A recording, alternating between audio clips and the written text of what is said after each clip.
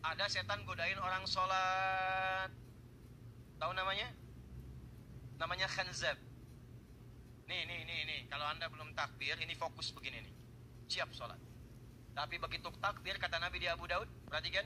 Allahu Akbar fayaqulu syaitanu udhkur kadza udhkur kadza. Maka setan mulai memprovokasi, mulai bertugas. Ingat ini ya, ingat itu ya. Hatta la yash'ural musalli kam raka'atan yusalli. Sampai ada orang sholat gak sadar berapa rakaat sedang menunaikan sholatnya.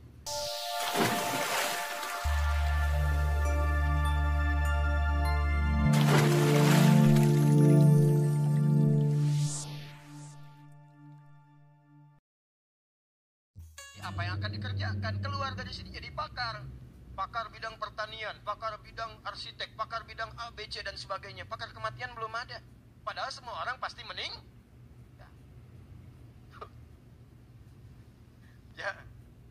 Saya sekarang, ini yang berpikir begini, sahabat Nabi namanya Hudzaifah al-Yamani, Prof. Hudzaifah itu anti mainstream. Orang bahas surga, dia tanya neraka. Orang tanya nikmat kubur, dia tanya siksa kubur. Sahabat protes. Ente ini anti mainstream katanya. Ya, beda sendiri. Kenapa sih tanyanya begitu-begitu? Kata Hudzaifah itu begini, kalau Anda tanya surga, itu wajar. Semua pengen ke sana. Tapi kalau nggak tahu neraka, kan gimana bisa menghindari sifatnya? Kalau Anda tanya nikmat kubur, itu wajar, itu harapan. Tapi kalau nggak tahu penyebab tentang siksa kubur, bagaimana kita bisa menghindarinya? Saya sering melihat anak-anak dari kecil sampai dewasa sudah kenal malaikat, tahu namanya, tahu jumlahnya yang pokok, tapi pada nggak kenal setan. Itu yang menyebabkan banyak terjebak di dalamnya karena nggak kenal setan. Satu waktu majelis tabligh bikin kajian fikih setan, Ustaz. Supaya tahu malaikat 10, ya kan? Setan berapa? Yang pokoknya ada 9.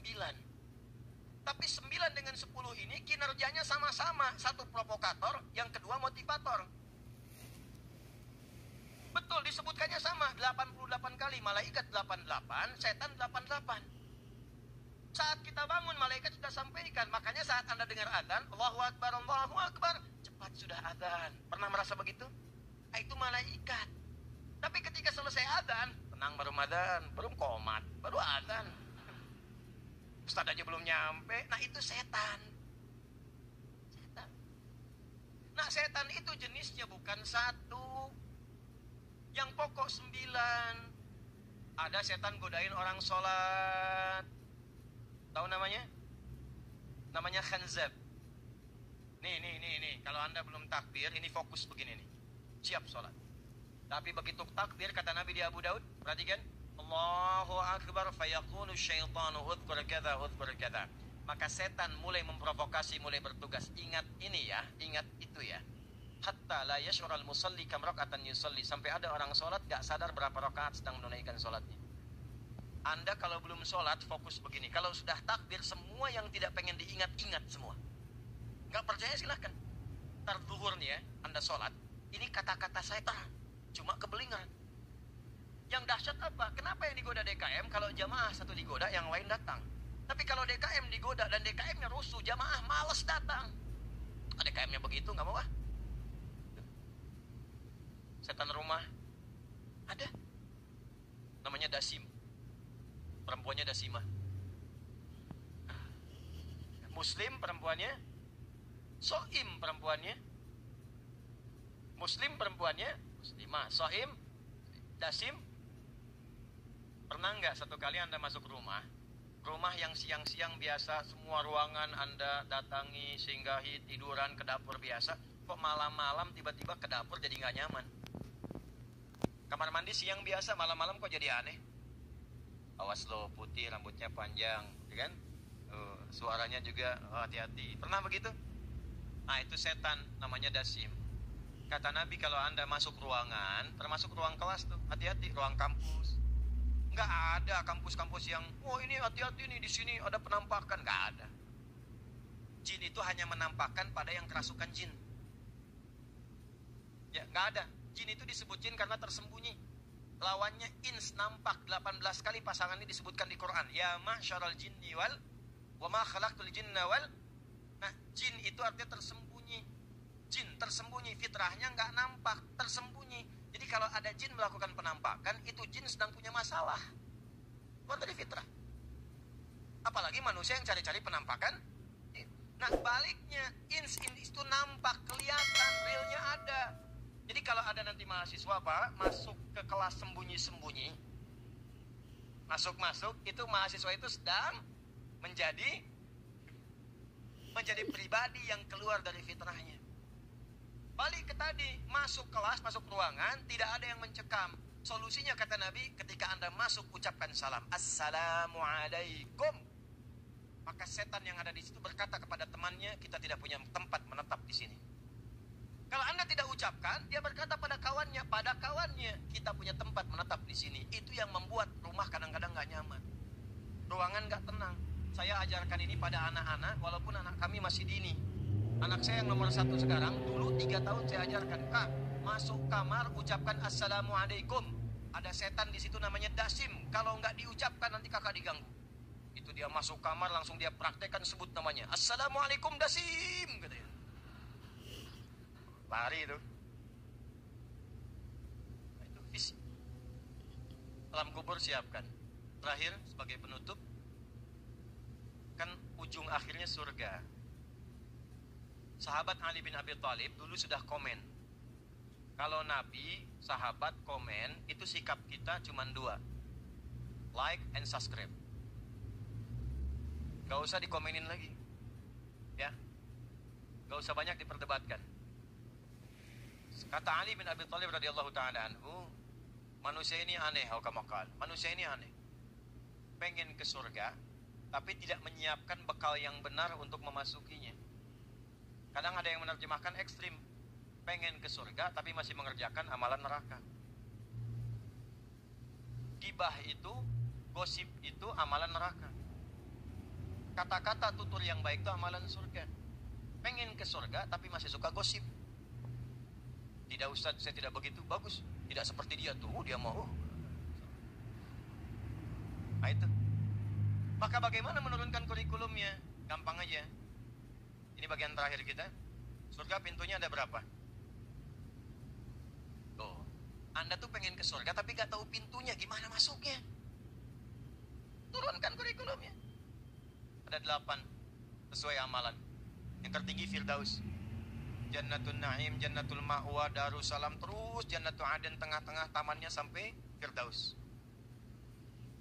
Keluarkan itu karakternya, sifat-sifatnya, turunkan jadi kurikulum, tunggangi selama hidup di bumi. Semuanya bentuknya karakter, sifat untuk mengiringi kegiatan kita di dunia. Jadi Anda tidak harus jadi kiai, jadi ustadz, tidak harus. Silahkan jadi rektor, jadi dosen, jadi dekan, jadi mahasiswa, jadi pedagang, pebisnis, silahkan. Nah karakter yang dibangun karakter surgawi. Misal, saya pengen masuk surga Firdaus, keluarkan ayatnya, Quran surah ke-23 ayat 1-9. Apa ciri-cirinya? Sampai Anda temukan kalimat ulaika humul warithun alladzina yarithunal firdausa hum fiha khalidun. Ini Allah langsung yang memberikan statementnya. Ada hambaku calon penghuni surga Firdaus yang sedang beraktivitas di bumi. Apa ciri-cirinya? Pada aflahal mu'minun, iman. Sungguh dia sukses dan bahagia karena imannya. Iman mengantarkan kesuksesan, kebahagiaan sampai ke atas. Alladzina hum fi salatihim khashi'un. Yang saat di dunia itu dia sholat khusyuk sekali. Bukan hanya sholat, kalau surga biasa sholat selesai. Tapi kalau Anda ingin jadi kalangan elit di surganya, sholatnya khusyuk. Maka silahkan jadi rektor, rektor yang khusyuk sholatnya. Jadi gubernur yang khusyuk sholatnya. Jadi presiden yang khusyuk sholatnya. Jadi pedagang yang khusyuk sholatnya. Kalau pengen masuk surga Firdaus. Walladzina hum 'anil lagwi mu'ridun. Kalau dia bicara, berbuat, dia berkata, bertutur, berbicara, bekerja, berperilaku yang penting-penting. Kalau nggak penting, nggak usah dia bicara. Kalau nggak penting, nggak dia kerjakan. Ini acara penting nggak? Oh penting, ayo kita lakukan. Bagaimana formatnya? Surga Firdaus. Jadi bukan sekedar datang, kumpul, ketawa, makan-makan, pulang. Itu belum masuk pada golongan demikian. Semua yang dikerjakan, yang penting apa? Visinya apa? Bermanfaat gak? Substansinya apa? Firdaus. Walladzina hum lizzakati fa'ilun. Dia kelola hartanya supaya Allah ridha. Jadi nyari kerja itu supaya dapat harta, supaya ibadah, bukan cuma kaya. Kalau kaya dunia. Semua sahabat Nabi, termasuk yang pebisnis, itu nyari harta kayanya itu supaya mendapatkan ridha Allah untuk surganya, bukan status. Makanya kata Nabi, kalau umatku kaya itu biasa.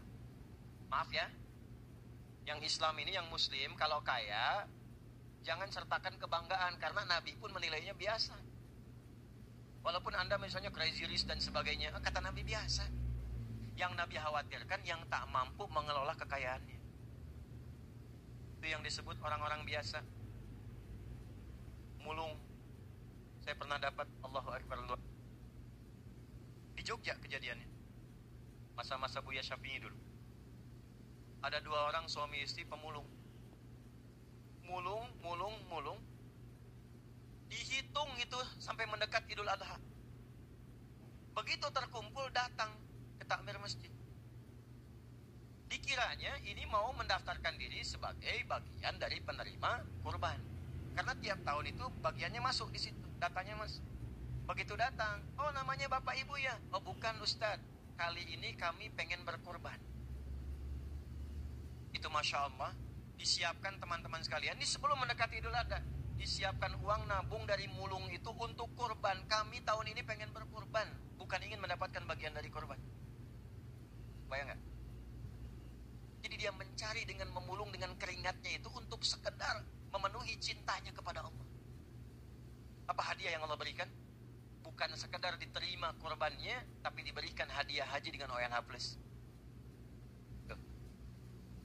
Orang yang dengan tenaganya dia ingin mendapatkan cinta Allah, Allah undang datang. Ada orang yang kayanya luar biasa, statusnya tinggi, kehormatan dengan hartanya luar biasa, hartanya begitu melimpah, hanya untuk haji pun belum masih memiliki kemampuan untuk datang. Bayangkan, itu yang Nabi khawatirkan. Kaya tak mampu mengelola kekayaannya. Nah, itu sama, punya suara tak mampu mengelola suaranya. Begitu ada yang ceramah, ikut ceramah. Begitu tausiah, ikut tausiah. Laki-laki juga sama. Begitu khutbah Jumat, bikin khutbah yang baru. Ya, kumpulkan terakhir, nah itu yang kita turunkan. Karena itu bikin visi panjang, dan saya tutup, itulah sebabnya kenapa sholat pertama disebut dengan subuh. Jadi panjang-panjang saya terangkan tadi, dari mulai jam 4 sampai sekarang, itu pengantar sebetulnya.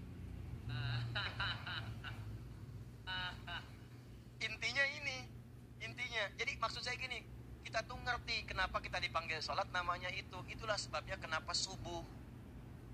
Subuh itu dari kata asbah. Apa artinya asbah? Artinya adalah sesuatu yang sudah disiapkan dengan rencana yang matang. Jadi kalau ada orang Arab tanya, kaifa asbahta? Bagaimana kabarmu pagi ini? Maksudnya Anda punya rencana apa yang akan dieksekusi? Visi Anda apa? Sifatnya disebut dengan subuh. Was-subhi idza tanaffas, Quran surah 81 ayat 18. Aku bersumpah demi waktu subuh, kalau subuh sudah tiba, bersamaan dengan nafas yang Allah berikan kepada Anda untuk mengawali hidup, bersama itulah Anda sudah punya visi jangka panjang sudah Anda siapkan. Karena matahari pun sudah membelah kegelapan malam, sudah ada manfaat. Tanaman-tanaman pepohonan sudah mengeluarkan oksigen, ada manfaat. Matahari, tumbuhan yang tidak dihisap sudah punya visi jangka panjang mengeluarkan manfaat. Saya, Anda, kita yang dihisap, kenapa belum punya visi jangka panjang? Siapkan agendanya. Setelah siap, bawa dengan imannya, dengan pancaran iman, respon pancaran panggilan dari Allah. Ya, merespon sesuatu yang dipanggil dengan positif disebut fajar namanya. Di Quran itu ada infajar, ada fajar, ada fujur.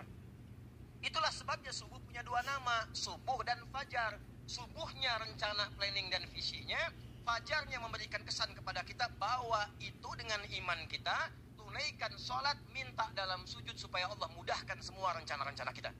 Itulah sebabnya saat datang fajar, disandingkan di Quran kalimat fajar dengan semua agenda kita yang disebut dengan Quran.